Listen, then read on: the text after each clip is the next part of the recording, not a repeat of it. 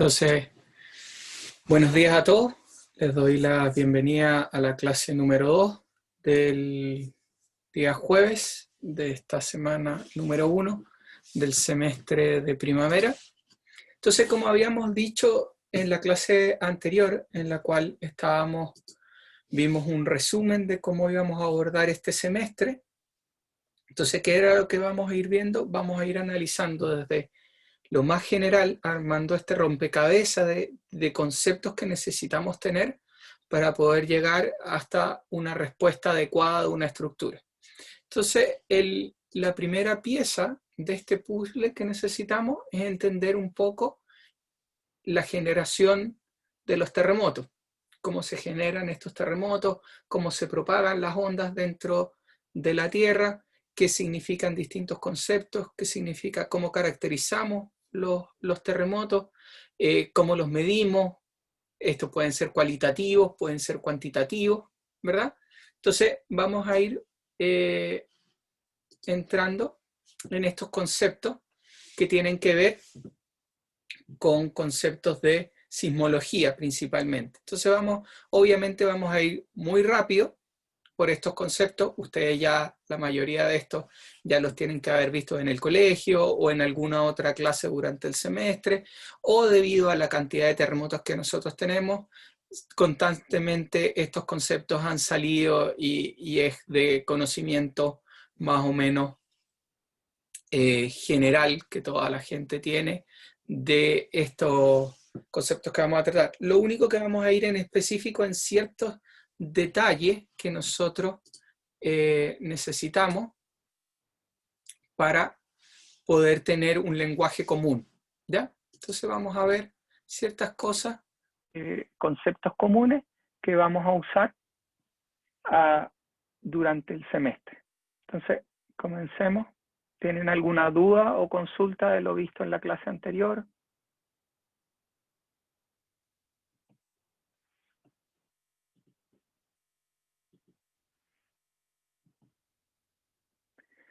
Algo importante que se vio en que me gustaría decirle, me habían consultado de colocar la clase en el Drive.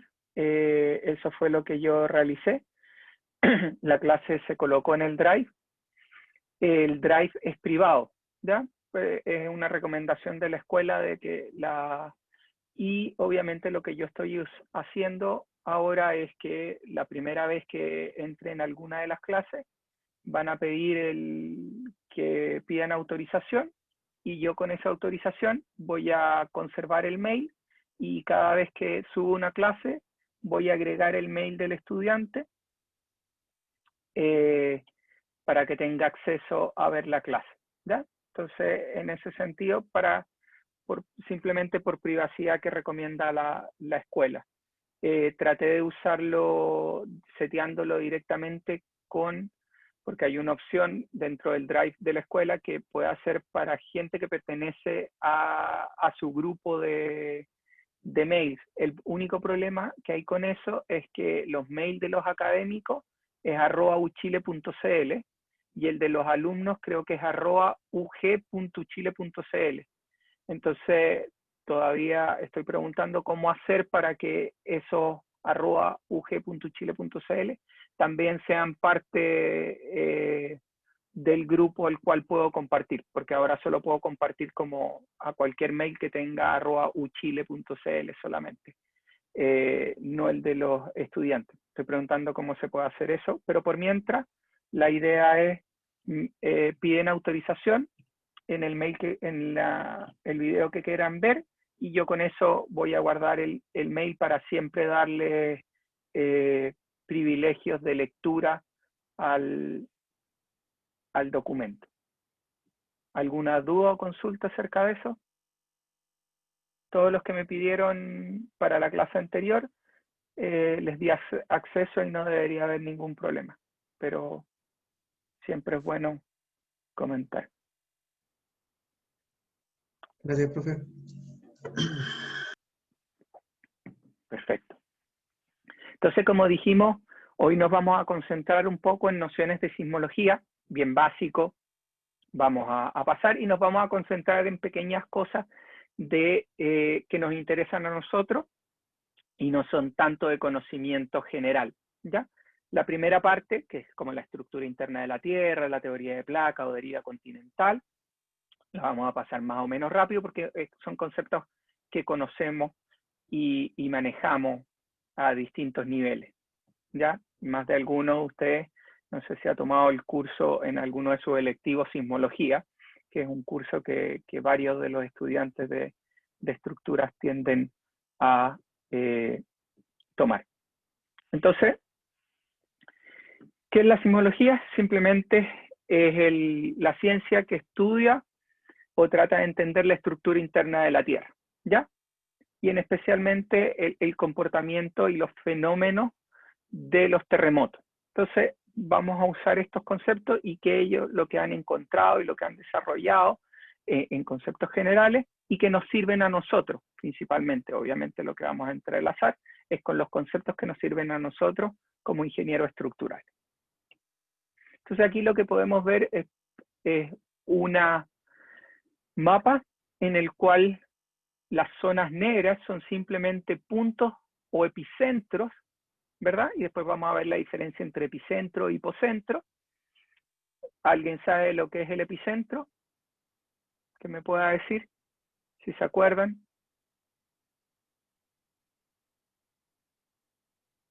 El punto en la superficie donde se produce un sismo. Exactamente, es el punto donde se origina la ruptura, ¿verdad? Y su proyección en superficie de la corteza. Entonces lo que tenemos, el hipocentro, es el punto en profundidad donde se dice que se desencadena el terremoto y después vamos a ver que esto en la zona subductiva es un proceso un poquito más complejo, porque son grandes áreas de ruptura, no es un punto en específico, pero esto lo que dice es en el primer punto donde se apareció la primera onda o la primera donde se empezó a generar la ruptura de la zona de contacto, ¿ya? O la zona de falla, propiamente. Entonces, esto ya nos tiene que indicar que hay ciertas estructuras, ¿verdad? Donde uno ve estos puntos marcados negros y que tienden a tener una cierta representación, ¿ya? Y después vamos a ver que estas zonas están asociadas a distintas formas geológicas, es decir, es donde empieza a generarse nueva placa, hay otras zonas donde hay convergencia de placas y después hay otras zonas donde hay transcursión de placas. De ahí después vamos a ver qué son estos conceptos de divergencia, convergencia y transcursión. Entonces, para entender qué es lo que está pasando, lo primero que tenemos que ver y recordarnos, esto lo tienen que haberlo visto muchas veces durante el colegio y también en distintos cursos, es la estructura interna de la Tierra, que nosotros sabemos, está la corteza, ¿verdad? Después viene el manto, que tiene dos partes, el manto inferior, el manto superior, y que la clasificación de esto depende de cuán en estado está, es mucho más sólido un poco más arriba, mientras es un poco más líquido en la parte inferior, pero vamos a ver, hablando de líquido, son procesos geológicos de cientos de años, y uno dice líquido en función del tiempo en el que está estos procesos, y esto se debe a una variación de temperatura que hay a medida que nos profundizamos en la Tierra. ¿Ya? Y después tenemos el núcleo interior, que es líquido, y después vamos a ver cómo sabemos que es líquido, ¿verdad? Porque no hay nadie que haya llegado ahí, y un núcleo sólido que tiene una densidad bastante alta.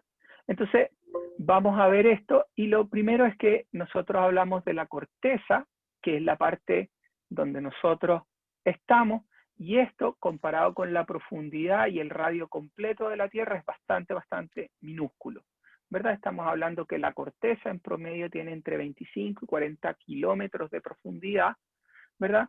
Y puede llegar a 60, 70 en zonas montañosas, ¿ya?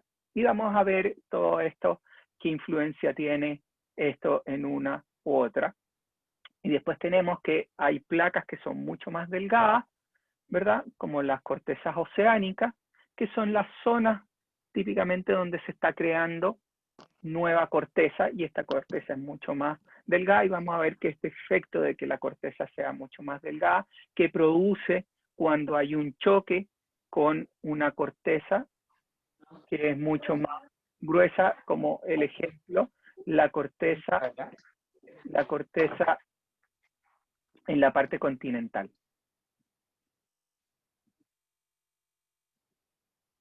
Entonces, si vemos esto en profundidad, lo que vamos a ver primeramente son el largo total que tiene de radio la Tierra, y vamos a ver comparado con los 33 kilómetros, entre 30, 25, 40 kilómetros que tiene la corteza, mucho mayor. Y un efecto importante que hay que tener en cuenta es la variación de temperatura a medida que vamos hacia la profundidad. Y vamos a ver que esto tiene un efecto muy importante en el proceso de la generación de los terremotos, ¿ya? Entonces, nosotros podemos ver la litósfera, que es la última parte que está compuesta por la parte superior del manto, y la corteza, que es donde nosotros estamos y vivimos, ¿verdad? Entonces, a medida que vamos profundizando, tenemos un aumento. ¿Y qué produce este aumento de temperatura? ¿Alguien se acuerda?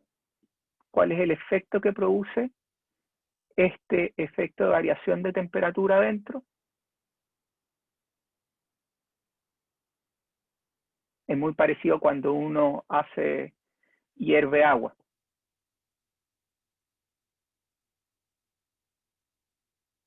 ¿Se acuerdan cuando hay un efecto de convección cuando hay variaciones de temperatura interna? Entonces, lo que nosotros tenemos es que en el manto se produce este efecto de convección, en el cual obviamente la temperatura produce que los elementos o el material que está en la parte inferior a mayor temperatura empieza a subir, ¿verdad? Y empieza a haber un proceso de convección que genera un flujo dentro del manto, ¿verdad? Que genera que la parte esté sometida a esfuerzo, que va a generar movimiento en la placa, ¿verdad? En la corteza, en la placa continental, y vamos a ver que ese efecto se produce típicamente porque lo que tenemos en algunas zonas, ¿verdad?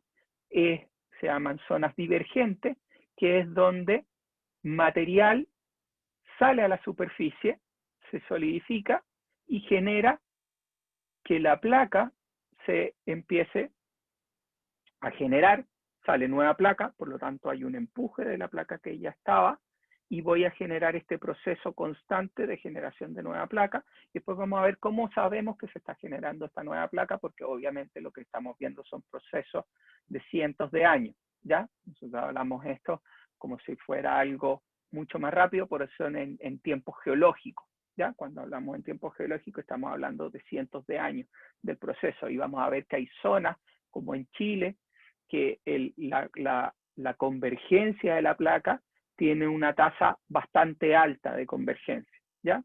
De cierta cantidad de centímetros por año. Estamos convergiendo la placa de Nazca, que es la placa oceánica, con la placa continental, Sudamérica. ¿Alguna pregunta acerca de esto?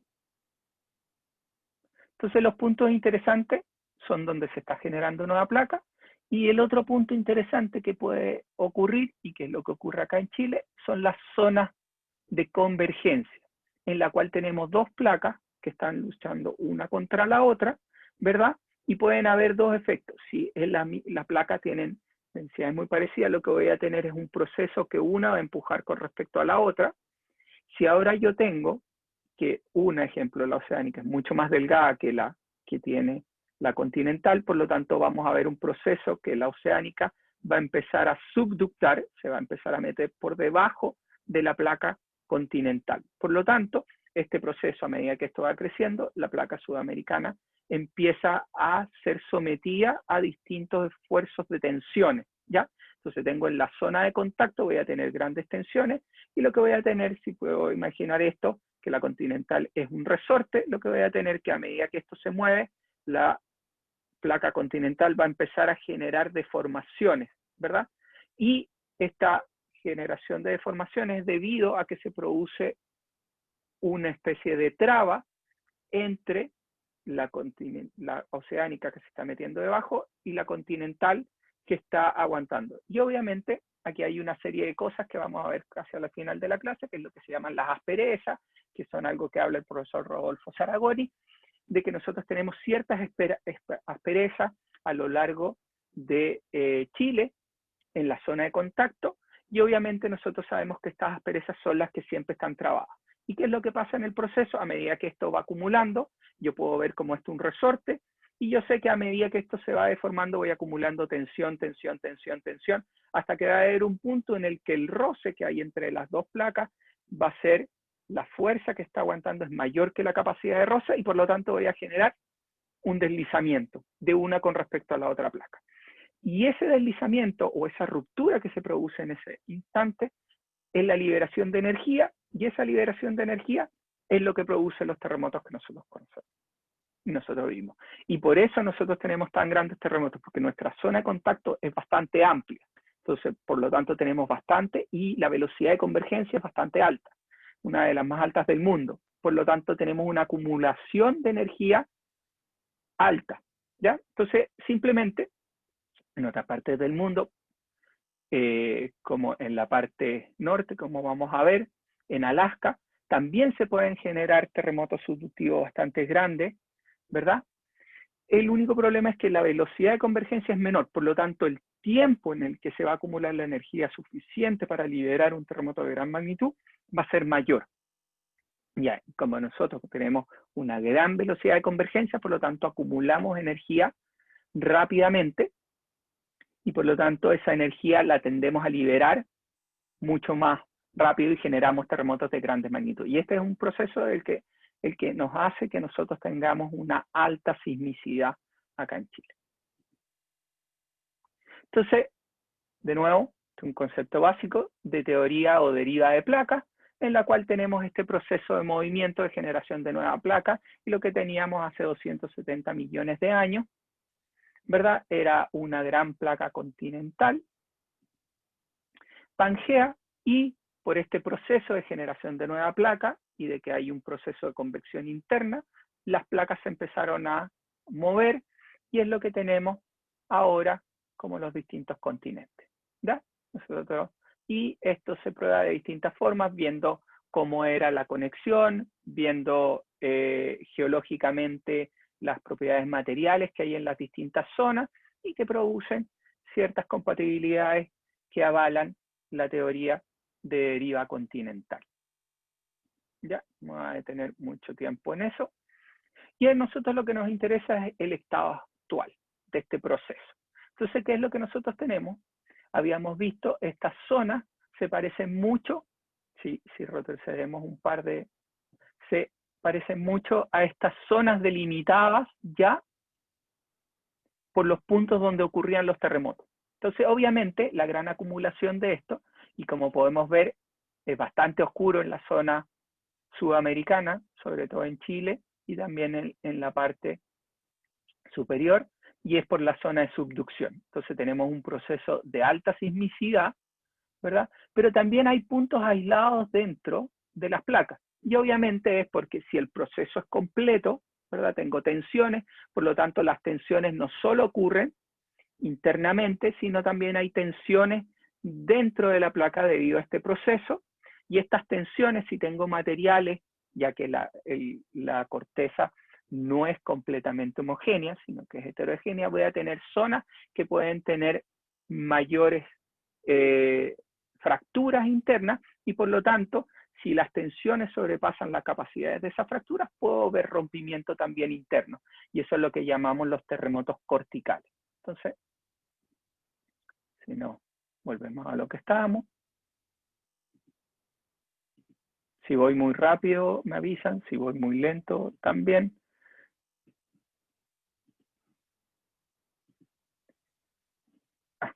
Me pasé uno.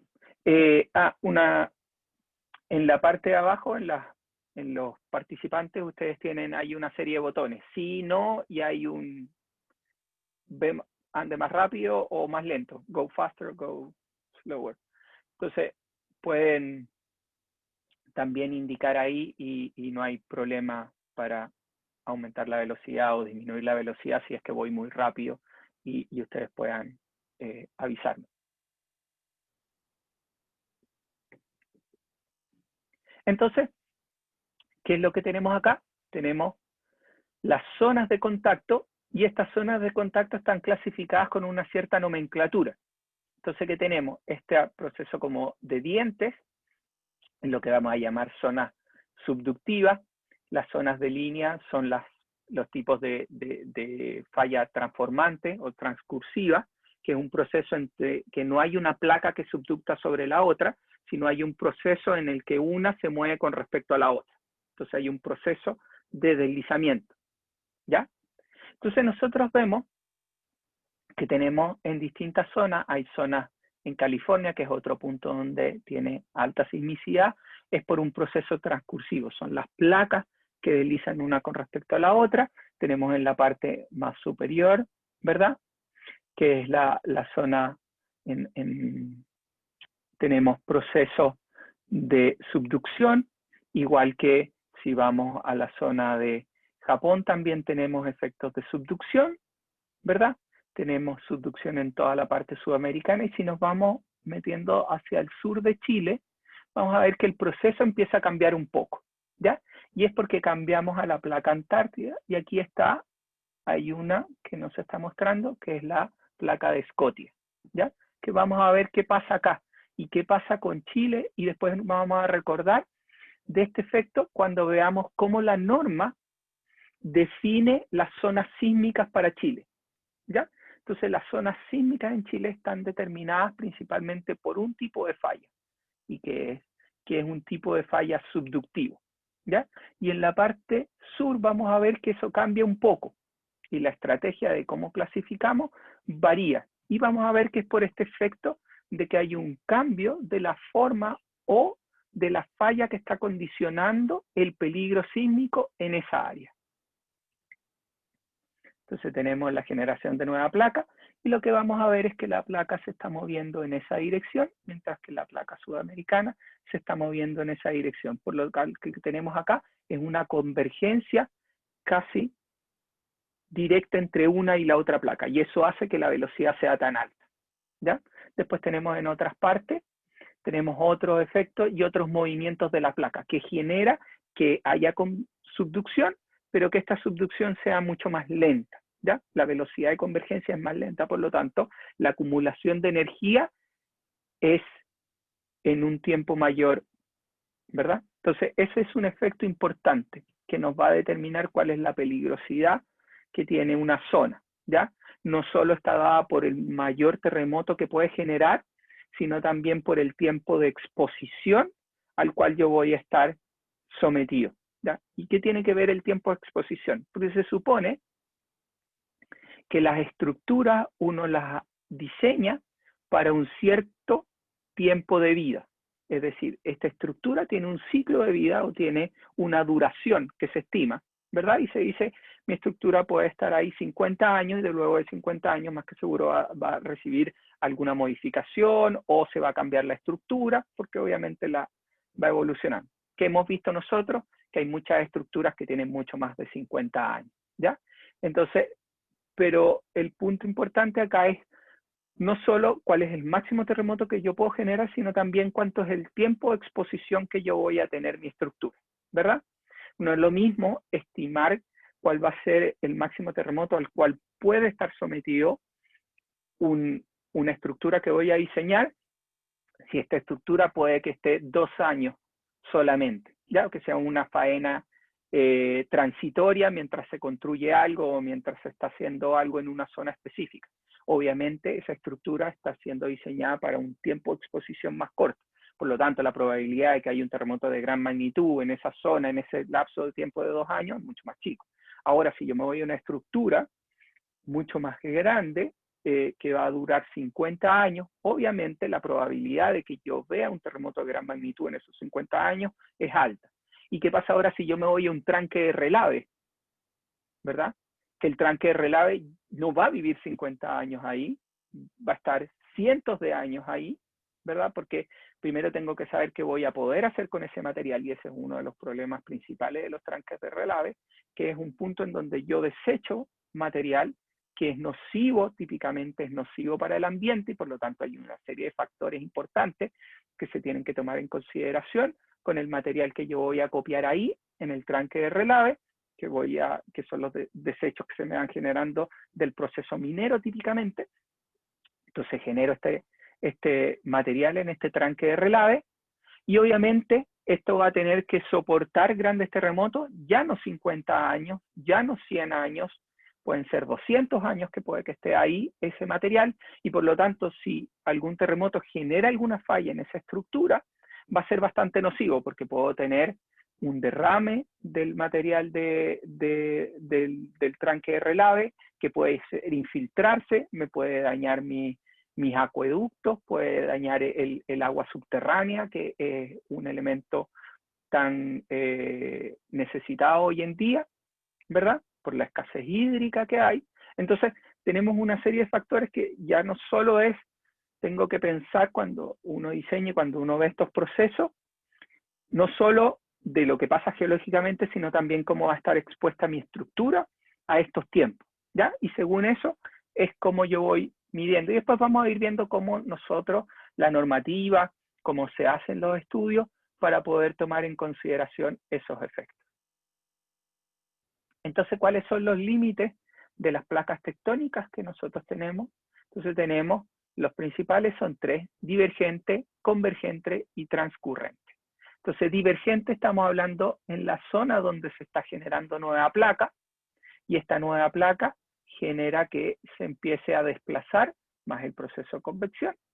Tenemos esta placa que se empieza a mover por la generación de la nueva, choca contra la otra placa continental, que tenemos que ver que hay una zona de contacto, por lo tanto esta empieza a subductar, y tenemos aquí la segunda zona de los límites de la placa, que es la zona de subducción, y después tenemos el otro en el que dos placas se mueven a distintas velocidades, una con respecto a la otra, ¿ya? Entonces este proceso de movimiento genera una zona de falla de rompimiento, y que es una falla transformante o transcursiva, que se llama, ¿ya? Porque tenemos un efecto de movimiento, y típicamente estos producen lo que se llama strike fault, que es una falla de tipo de movimiento solamente horizontal una con respecto a otra. ¿Cuáles son las diferencias? Y vamos a ver que generan distintos efectos. Obviamente, si nos ponemos acá, ¿qué pasa en esta zona de contacto? ¿Ya? ¿Dónde ocurre esta zona de contacto? Ocurre en la zona profunda de la zona de subducción, ¿verdad?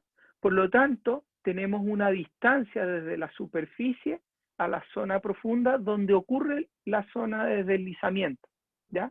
Por lo tanto, estamos a una mayor distancia.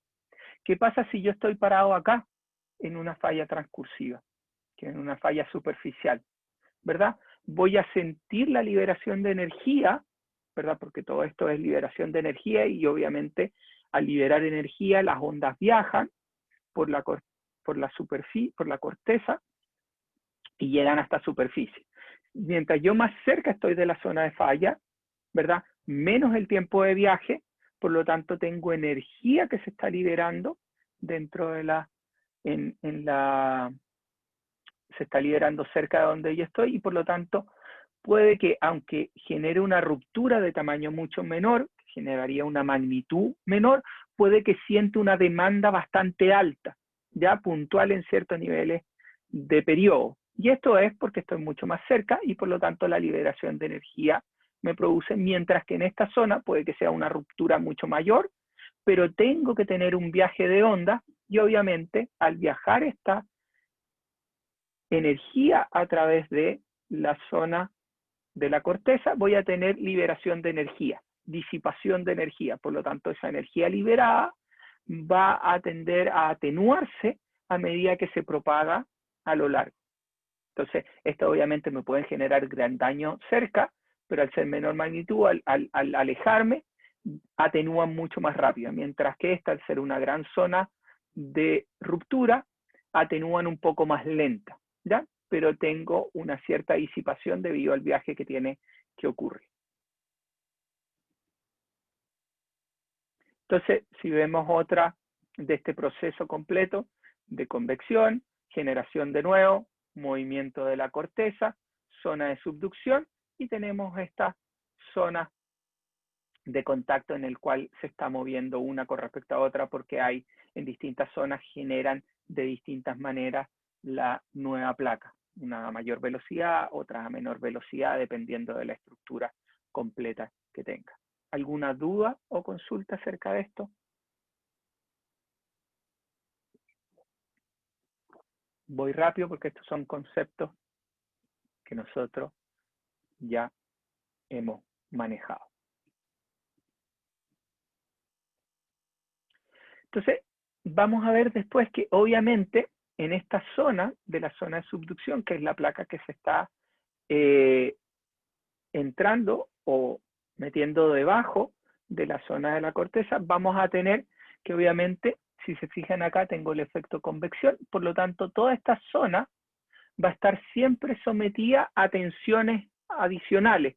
Por lo tanto, lo que yo puedo, esto está siendo tirado hacia acá, y por lo tanto, este efecto que está tirando a la corteza puede generar también una ruptura en esta zona interna, ¿ya? Entonces vamos a ver que ahí se producen distintos tipos de terremotos. Tengo no solo en la zona de contacto, ¿verdad? Que es los interplaca entre una placa y otra placa, sino también vamos a tener los intraplacas, que son internamente dentro de la placa, pero es por un efecto que se produce de tensiones que está tirando esta parte que ya entró dentro del magma y se produce una ruptura, y esa ruptura genera una cierta propagación de ondas, y esa onda vamos a ver dónde más afectan, que va a ser hacia la zona de la cordillera, mientras que la zona de subducción va a afectar la zona de la interplaca, va a afectar más la zona costera. ¿Cómo sabemos que esta generación de placas? Bueno, hay distintas tecnologías que se han estudiado, pero una de las es ver la edad geológica de cada una de las componentes de la corteza. Entonces nosotros podemos ver aquí en un mapa de la edad geológica que tiene las distintas placas oceánicas, y lo que empezamos a ver, obviamente, si vemos los colores, mientras más rojo, más joven es la placa, mientras más hacia el morado, azules, vamos a ver que la placa es mucho más antigua.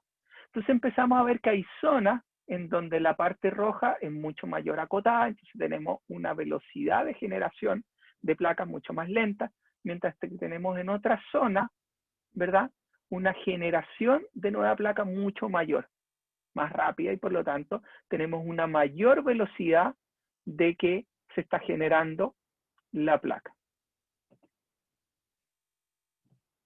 Y esto nos va a dar un indicio de que en esta zona yo tengo una actividad sísmica bastante alta, comparado con esta otra zona que voy a tener una actividad más lenta debido a que la velocidad o la acumulación de energía se va produciendo más lentamente en el tiempo, ¿ya? Pero eso significa que va a llegar un momento en que la energía se va a acumular y se va a romper, sí.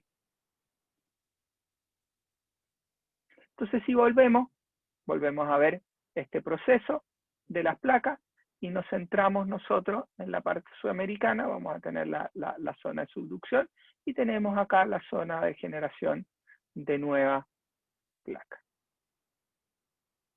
Entonces, simplemente son ejemplos de estos procesos, y que vamos a ver acá que tenemos algún proceso subductivo medianamente en la parte sur del país, pero acá pasamos a un efecto transcursivo en la parte sur del país, hacia Punta Arenas.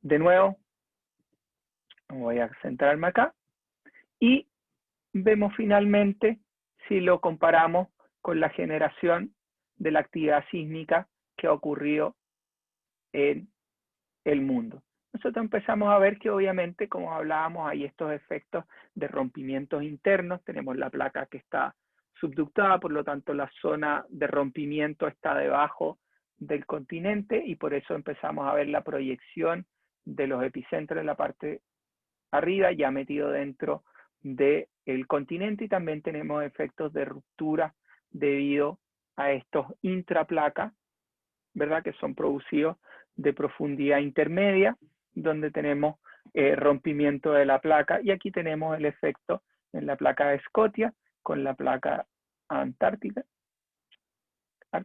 donde estamos haciendo este efecto transcursivo en esta zona. Y tenemos obviamente en la zona donde se está generando mayor, en la parte de California, que también se producen, tenemos el efecto, que es otro punto importante, y porque lo usamos como referencia, porque muchas de las normativas y de las distintas diseños y complementos o guías que usamos hoy en día provienen de estudios que se han hecho en las zonas de California. Nosotros hoy en día también estamos haciendo mayor número de estudios en la parte en Chile debido a nuestro terremoto, y las cosas que hemos aprendido del terremoto del 2010 están siendo aplicadas también en las normativas americanas, y produjeron un cambio importante también en las normativas americanas. Y hoy en día tenemos cambios que nosotros estamos proponiendo y que pues son adoptados. Ya no solo usamos, antiguamente tendíamos a copiar un poco más lo que se hacía en otros países, ¿verdad?, que eran las normativas que estaban, y las adecuamos un poco a Chile, y hoy en día nosotros estamos trabajando en generar recomendaciones propias para Chile, y que ahora están siendo adoptadas por otras partes del mundo, y se hacen estudios en conjunto con otras universidades y con otros centros de investigación a nivel mundial para poder generar estructuras mucho más seguras. Entonces, si salimos ya de la primera pieza, que es cómo se está generando los terremotos, qué tipo de zonificación hay en las distintas partes en Chile que nos interesan, como en la parte sur vamos a tener un efecto de subducción, si vamos bajando en la parte norte, si vamos bajando a la parte sur vamos a ir viendo que este efecto de subducción va disminuyendo hasta que llega a la parte sur del país, donde tenemos un efecto transcursivo, ¿ya? Entonces, una vez que nosotros ya tenemos definido cómo es este proceso, la segunda parte, o la segunda pieza de nuestro puzzle, es cómo empezamos a caracterizar estas fallas, cómo las representamos. Lo más simple es representarla a través de un punto, el punto donde empieza a generarse. Después vamos a ver que hay una serie de problemas de hacerlo de esa forma. Pero partimos con la representación más simple, que es el hipocentro, que es el punto donde empieza la ruptura y salen las primeras ondas de la zona de contacto o la zona de ruptura y viajan a través de la corteza, ¿ya? Entonces lo que tenemos es el punto del hipocentro, y su proyección en la parte superior es lo que se llama epicentro, ¿ya? Y aquí empezamos a ver los distintos problemas que tengo. Puedo medir ahora mi distancia a la ruptura para saber cuán cerca estoy de la zona de falla. Puedo decir la distancia al epicentro, puedo decir la distancia al hipocentro. Ya entonces empiezo a decir que hay dos formas que puedo medir esta distancia a mi zona de ruptura, ¿ya? Y una va a ser más importante que otra, dependiendo cuán profundo tenga esto. Estamos hablando que en Chile podemos estar hablando de 40 kilómetros de profundidad de la zona de ruptura, por lo tanto ya empieza a ser influyente a qué distancia yo estoy, ¿ya? Y después empezamos a decir, ok, ¿es posible solo determinar a través de un punto? No. Entonces, ahí lo que yo tengo que tener es una zona o un plano de falla, es decir, cómo se está rompiendo o cómo se está deslizando una porción de la placa con respecto a la otra, si es transcursivo, o una placa con respecto a la otra, ¿ya? Entonces tenemos el efecto, y para esto yo lo que voy a definir es lo que se llama un plano de falla. Y el plano de falla tiene unos ciertos valores que me van a determinar cómo es este, porque lo que tengo que ver es este plano de falla, en qué orientación está, ¿verdad? En qué orientación, y para eso lo que tengo es el strike vector, que me dice con respecto al plano horizontal, en qué dirección está, y después tengo el deep angle, que me dice cuán oblicuo está esto, ¿verdad? Y después el deep vector, que me indica cómo se está moviendo, porque ahora yo tengo este plano, puedo moverme así, puedo moverme así, puedo moverme hacia allá, puedo moverme hacia acá. Por lo tanto, tengo estos valores que me van a determinar cómo se está moviendo las dos piezas, ¿verdad? una con respecto a la otra. ¿Cómo es el deslizamiento? Ahora, el problema es, ¿este deslizamiento es igual en toda la zona de contacto? Obviamente que no. Voy a tener unas zonas donde tengo un mayor deslizamiento y tengo otras zonas donde voy a tener menor deslizamiento. Ya habíamos introducido este concepto hace un par de minutos atrás. Yo había hablado de lo que se llamaba estas asperezas, que son estos puntos o relieves en la zona de contacto que generan la trabazón de las dos placas. Por lo tanto, yo espero que esas zonas sean las que estén acumulando mayor deformación, y en las zonas donde no están esas asperezas, yo voy a tener deformación del resto de la placa. Por lo tanto, al momento de moverme, lo que voy a tener el mayor deslizamiento es en la zona justo que estaba trabada, ¿ya?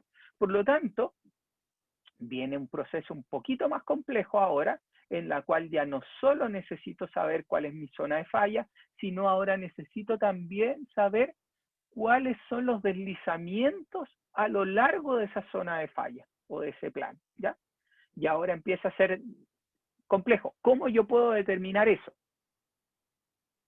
¿Cómo yo determino cuánto se mueve un punto más que otro? No puedo ir y mirar, ¿verdad? Porque estamos hablando en la zona de contacto, no hay forma de ir y mirar cómo es ese deslizamiento. ¿Qué se hace acá?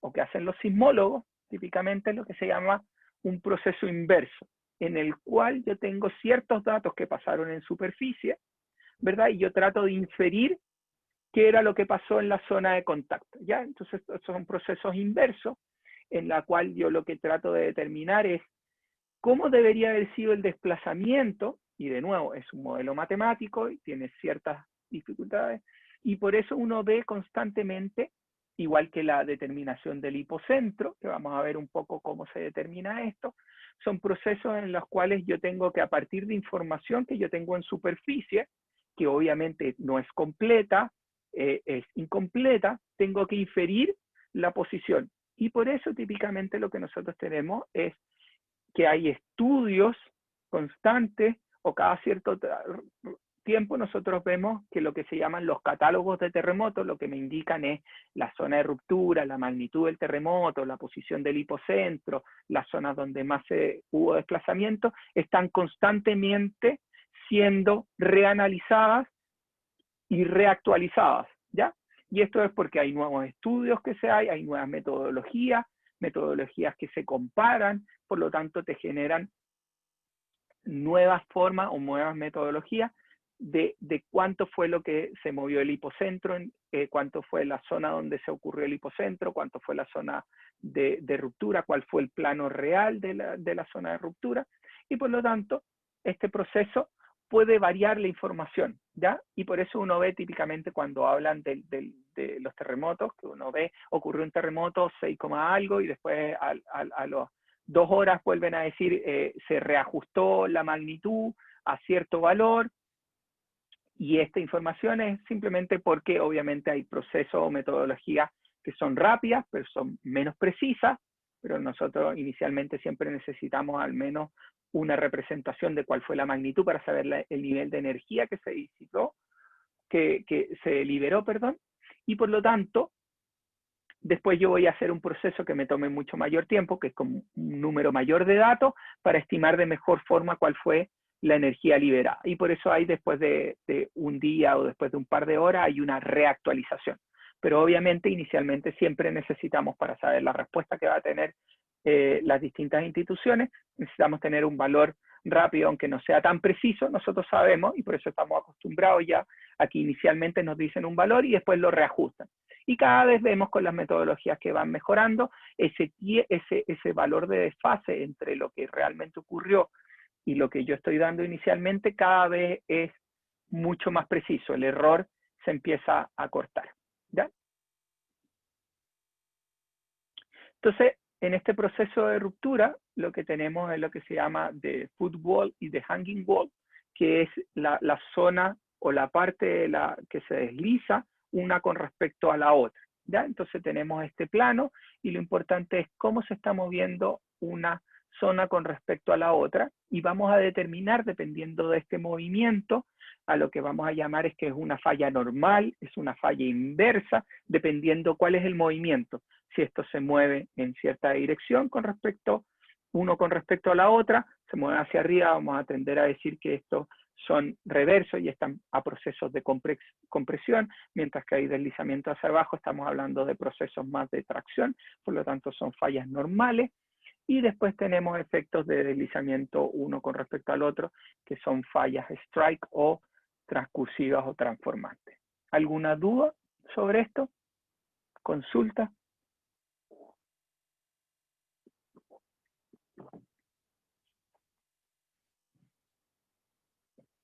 Entonces, lo que vamos a determinar son inicialmente 3 tipos de falla más simples. Falla strike slip o transcursiva, en la cual tengo un movimiento, como vemos acá, que se pueden ver, y la gracia hoy en día de las tecnologías que tenemos, de las fotos satelitales, que uno puede ver rápidamente estos efectos después que ocurre un terremoto, tiene fotos anteriores y tiene posteriores, y puede ver el efecto, ejemplo acá, venía el camino, y después salta hacia acá. Entonces tenemos un deslizamiento que se produjo en esta zona debido. Entonces, aquí es algo súper importante, y porque son bien complejas estas fallas transcursivas. Imagínense que yo tengo una cañería pasando por acá, un oleoducto, o es una de gas, ¿verdad? O una cañería de agua que yo estoy pasando por ahí en esa zona. Yo tengo que ser capaz que mi sistema, primero identificar que hay una falla ahí, porque puede ser que antes que ocurra el terremoto no tenía idea que hay una falla en esa zona, y yo hice la zanja, puse la cañería que va a alimentar una ciudad, o que trae de un embalse el agua y lo lleva hasta la ciudad, y paso la cañería por ahí, y de repente ocurre el terremoto. ¿Qué me va a pasar ahí?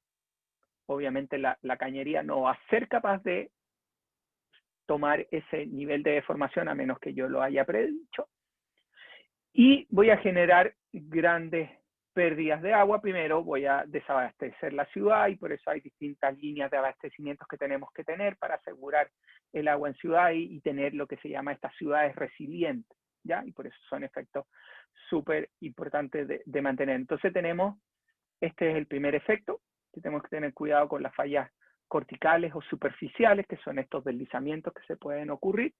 Acá en Chile no estamos tan acostumbrados a hablar de este tipo de falla, y siempre nos referimos a la falla de subducción, es porque genera grandes magnitudes de terremotos, pero tenemos casos de terremotos superficiales. Acá en Chile, si uno ve mapas en los cuales te indican el número de fallas que hay, uno empieza a ver que en el norte de Chile hay muchas fallas corticales o superficiales. Y alguien me puede decir, y en cambio en la parte sur del país se empiezan a ver menos. En la norte se ven bastante y en la sur se ven pocas.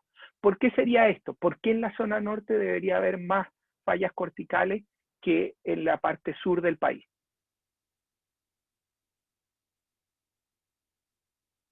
¿Alguien me podría decir por qué yo vería más fallas en la parte norte del país que en la parte sur? Hablando de que toda la zona en donde hay la subducción, para ponernos, no irnos bien al sur, sino más en la parte norte del país. Profesor, Puede es que por haya- la... Dale, no. Yo iba a decir por la diferencia de las velocidades de subducción que hay de la placa de Nazca a la sudamericana. No, no va por ahí, pero sí, hay un efecto. Por las asperezas, quizá puede ser que hay más aspereza en el norte. No. Profe, yo creo que es por como la inclinación de la placa o algo así, ¿era o no? No, es un poquito más mundano. Es que hay en el norte bastante. ¿Qué actividad industrial hay en el norte? ¿La minería? La minería. Entonces nosotros tenemos un proceso en la minería, están los tranques de relave, están los procesos mineros, el envío de material a los puertos para ser exportado. Por lo tanto, a minería le importa mucho saber cuál es la geología o cuáles son todas estas fallas. Entonces, A eso era lo que iba un poco más puntual. Entonces tenemos una mayor inversión que se ha hecho en esa zona de poder identificar estas fallas, ¿ya? Obviamente hay un proceso que van a ver mucho más allá porque tenemos gran convergencia en la zona sur del país, en la zona norte del país, pero si uno va hacia Santiago, en Santiago también tenemos una gran velocidad en la zona de Viña hacia Santiago, y también hemos tenido terremotos superficiales que vamos a ver más adelante cuando veamos la actividad sísmica en Chile. Pero tenemos menos mapeados las fallas corticales acá porque han habido menos inversiones en tratar de saber cuáles son las fallas. En la zona norte, como tenemos estas industrias, ¿verdad?, que necesitan continuar y necesitan saber, por lo que habíamos visto, no vamos a tener una falla donde pasa alguna cañería, o si estamos en una falla, necesitamos generar que las cañerías sean capaces de lograr desplazarse sin generar grandes demoras en el proceso de producción, y por lo tanto tenemos un mayor mapeo de las zonas, de las fallas corticales que hay en esa zona norte del país. ¿Sería importante tener a nivel nacional? Sí, sería súper importante para saber dónde son las zonas donde podemos esperar mayor demanda. ¿Cuál es el problema de las fallas superficiales o corticales? Que no sabemos, a menos que instalemos equipos de GPS que nos permitan medir, que vamos a hablar un poco más de eso, de medir cómo es este movimiento entre una placa y otra, o dentro de la misma placa, perdón, cómo es el desplazamiento que se está, o la acumulación de tensiones en esa zona, va a ser muy difícil saber cada cuánto se produce. Entonces, la acumulación de energía puede ser mucho más lenta, y por lo tanto, el tiempo en el cual pueden acumular energía va a ser mucho más largo, ¿verdad? Y la producción de un terremoto va a ser ya no como tenemos acá, que cada 25, 80 años vemos grandes terremotos en Chile de subducción. En ese podemos tener cada 2000 años o cada 1000 años.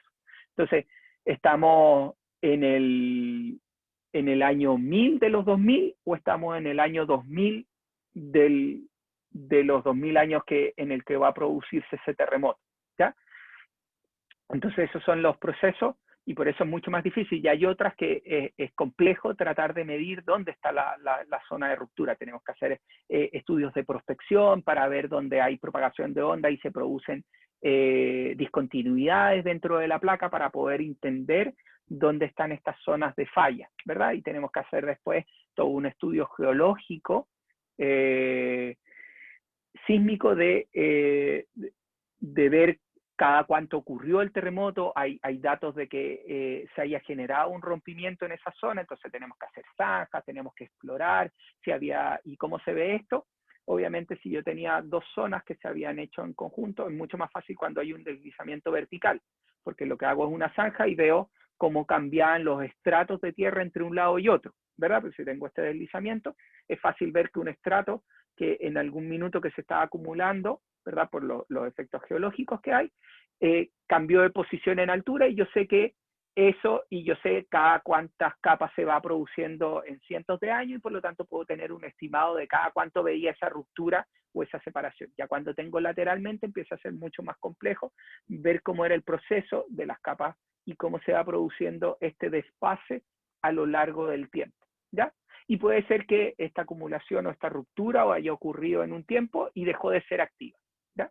Entonces hay fallas que después vamos a llamar, y ahí se empieza a complejizar esto. Hay fallas que llamamos que es activa o fallas que llamamos que no son activas. Es decir, que en algún minuto rompieron, o que nunca, y es una falla geológica que hay en la estructura, pero no se está acumulando energía en esa zona y por lo tanto no va a generar nunca un terremoto, ¿ya? O tenemos otra en el que sí vemos un desplazamiento entre una placa y otra, o si hay un aumento de tensiones dentro y por lo tanto hay una acumulación y sí se puede romper, ¿ya?